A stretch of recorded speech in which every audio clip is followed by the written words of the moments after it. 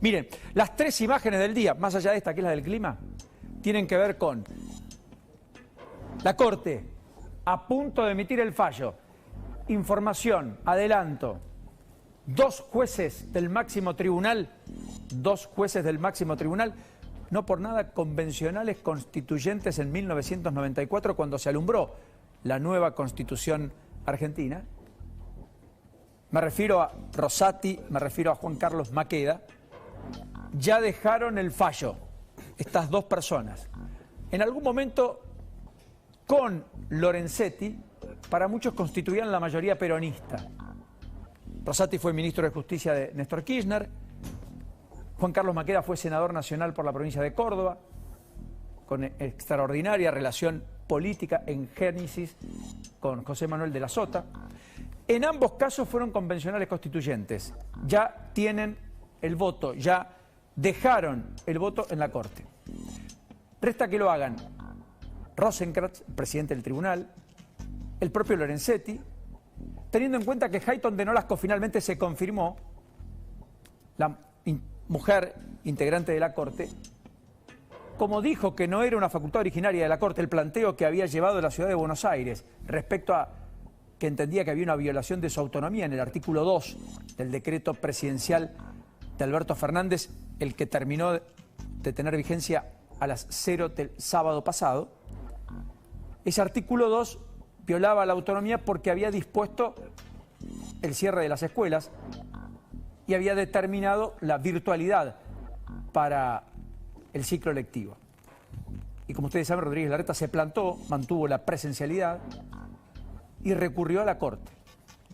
Bueno, la Corte en esos dos máximos integrantes del tribunal se encamina definitivamente, y creo por unanimidad, a sostener que efectivamente la autonomía porteña es un mandato y es una manda constitucional que no puede ser violentada por un decreto de necesidad de urgencia, menos sin los argumentos necesarios.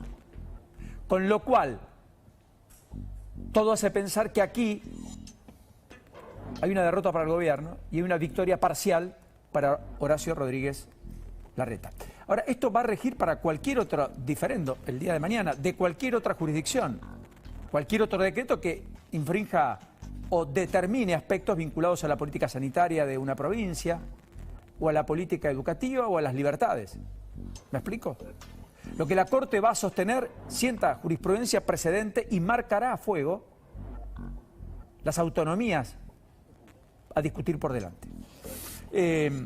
Con lo cual, el argumento más importante de la Corte para este fallo era 2016, cuando un grupo de organizaciones no gubernamentales fueron a la Corte para pedir por que se derogue el aumento de tarifas que había determinado por entonces Mauricio Macri. ¿Se acuerdan? La Corte en aquel momento falló teniendo en cuenta el aspecto jurídico de lo que era un aspecto sobre lo cual la Corte debía fallar. No falla sobre política ni decisiones políticas, sino sobre decisiones políticas judiciables, como son aquellas que violentan el espíritu de la Constitución o la propia letra de la Constitución. Y en ese caso, ¿qué objetó la Corte? Y por lo cual se echó por tierra con el ajuste tarifario tal cual lo había establecido el gobierno en una primera instancia de Macri allá por comienzo del 2016. Que no se habían hecho las audiencias públicas, que la Constitución manda que sean realizadas antes de determinar cualquier tipo de aumento, como ocurrió en marzo de este año, sin ir más lejos, a propósito de los aumentos, uno que ya se confeccionó y por lo tanto rige desde este mes, el de la luz, con toda la polémica que conlleva además esa decisión dentro del gobierno, 9% promedio, mientras que el gas, que se había dicho que iba a aumentar un 6 o un 7%, finalmente nunca se autorizó. Por lo tanto, como no se publicó en el boletín oficial, no rige en el transcurso de este mes. Se supone que regirá a partir de junio, en el marco de la imprevisión ya generalizada que también impacta en el mundo de las empresas. Por lo tanto, este tema yo diría que es central a esta hora porque el fallo está al caer. La mayoría supone que llegará mañana. Algunos otros dicen que quizás sea alumbrado a última hora del día de hoy. Lo concreto, 2 de los 4 integrantes ya dejaron ese fallo. Ya está en manos del resto de los cortesanos. Y ese fallo es inapelable respecto a las pretensiones del Gobierno Nacional. Por lo tanto, valida el intento de la ciudad. Los múltiples problemas del COVID es el segundo gran título, es la segunda gran tapa. ¿Y por qué los múltiples problemas del COVID? Bueno, porque naturalmente llega el invierno y eso podría perturbar todo el tema de enfermedades respiratorias. Pero además porque a pesar de la incorporación de unidades de terapia intensiva, de instrumental, más que camas, en las terapias los que están faltando son profesionales. No existe reglamentación que fije la cantidad de plazas, pero sí una recomendación de 15 cada 100.000 habitantes. ¿Y saben qué? La Argentina tiene 27,5, casi el doble de lo que recomienda el mundo. El problema, dicen los expertos, no está allí. Es que no hay suficientes especialistas que los puedan atender. Además de que finalmente sí, también falta un poco de infraestructura. ¿Qué sé yo? El hospital Néstor Kirchner de Gregorio de la Ferrer, que el presidente mismo recorrió y dijo que iba a estar en funcionamiento, que era el que nunca funcionó en época de Macri y que finalmente tampoco hoy sigue sin funcionar. La ciudad de Buenos Aires, a pesar de incorporar 50 camas en las últimas horas, porque fueron en los últimos 4 días, tiene a las unidades de terapia intensiva arriba del 83% de ocupación. Hoy hay 415 pacientes. Piensen que hasta el viernes había 450 camas en todo el sistema público de la ciudad. El 7 de abril había 205 pacientes. 20 días después, más de 400. Se duplicó la cantidad de pacientes en el sistema de unidades de terapia intensiva del ámbito de la ciudad de Buenos Aires. Los casos no bajan, la meseta es alta, dicen los especialistas. ¿Cuál es el remedio y el antídoto? Bueno, definitivamente la vacuna. En el medio después está toda la polémica de lo que conlleva el COVID, porque el presidente toma decisiones de cerrar que tienen impacto económico, impacto social, impacto psicológico, impacto en los chicos que dejan de ir a las escuelas. No es inocuo. Naturalmente, todo el mundo es dueño de sus actos. Lo que no puede evitar son las consecuencias, y las consecuencias son múltiples y gravosas, tanto haciendo lo uno como haciendo lo otro. Miren, la política es una opción entre dificultades, ciertamente, pero ahora es una opción entre dificultades que implica una prueba de fuego, porque sobre las espaldas de los gobernantes también se cierne, además de la multiplicidad de problemas que Argentina conlleva, la idea de una mortandad generalizada fruto de la pandemia. Y la verdad es que las vacunas, que son el salvoconducto, bueno, están en la situación que ustedes ya conocen. La novedad es que ya tenemos más de 15,39% de las personas con una dosis, poco más de 7 millones de argentinos tienen una dosis, casi 1.988.000, hoy lo vamos a superar, ya tienen 2 dosis, pero es muy poco, el 2,16% de la población. Piensen que la Argentina se superó los 3 millones de casos, más de 64.252 muertos que se han notificado hasta aquí. La verdad es que ya hay largamente arriba de 65.000 víctimas fatales, que van a ir cargándose al sistema a medida que las horas pasen, los días ocurran. 34% de los mayores de 60 años, 1 de cada 3, de todas maneras, aún no fue vacunado en la Argentina. Pero si uno lo invierte, podría decir, miren, 2 de cada 3 mayores de 60 años ya tiene una vacuna. Y es un salvoconducto. Mira, hay casi 4 millones de vacunas disponibles en la Argentina que ya están aquí, que están siendo distribuidas. Esta semana se van a aplicar muchas segundas dosis de las vacunas de Sinopharm, dadas en buena medida a muchos docentes, 500.000, pero también a personas con comorbilidades menores de 60, cuando la vacuna no se había aprobado para mayores de 60 y por lo tanto se habilitó el camino para ellos. En un contexto también de mucha discusión, porque ¿a quién se le da prioritariamente? En Tucumán esta semana empiezan a vacunar a los chicos con síndrome Down. La pregunta es, ¿no hubieran sido prioritarios? Personas con discapacidad, ¿no deberían ser prioritarios? Los inmunodeprimidos, ¿no deben ser prioritarios? Improbable. Esto tiene que ver con la media de fallecidos y los fallecidos diarios que hemos encontrado. Y acá estamos, en la Argentina.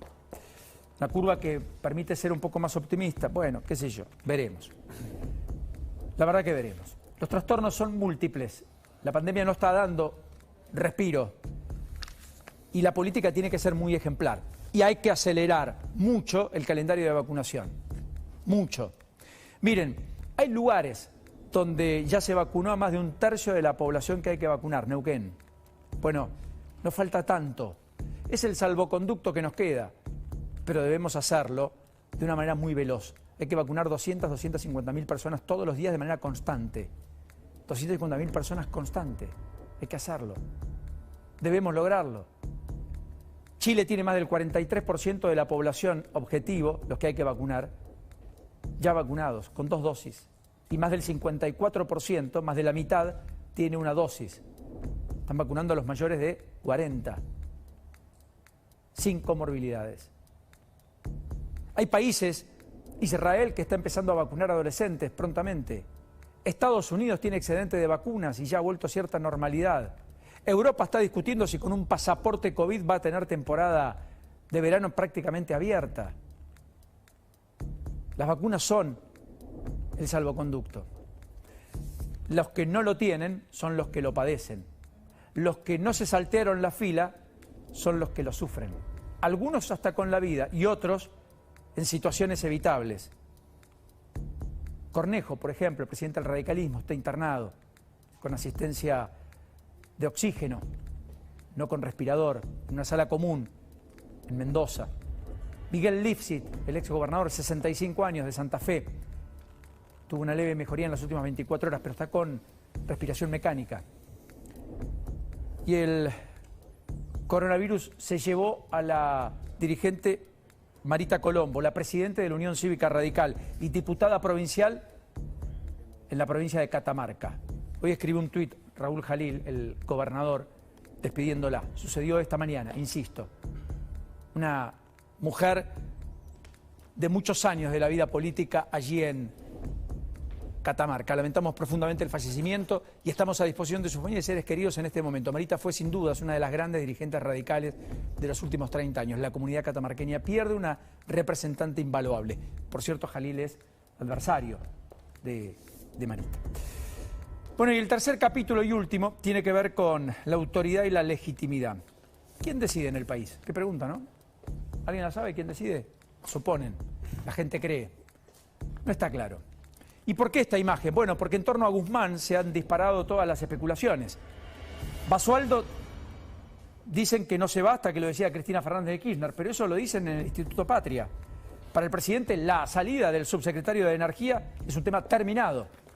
Sin embargo, sigue siendo el funcionario. Insisto, los que dicen se queda. Martín Guzmán pidió explícitamente su renuncia el viernes. El presidente dice que es un tema terminado, pero Basualdo está en su despacho hoy y sigue siendo el subsecretario de Energía Eléctrica.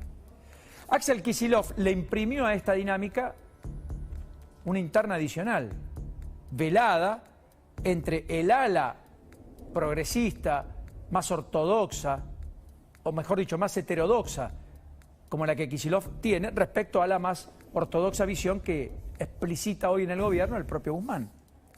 Y dijo, Federico Basualdo es un excelente funcionario. ¡Wow!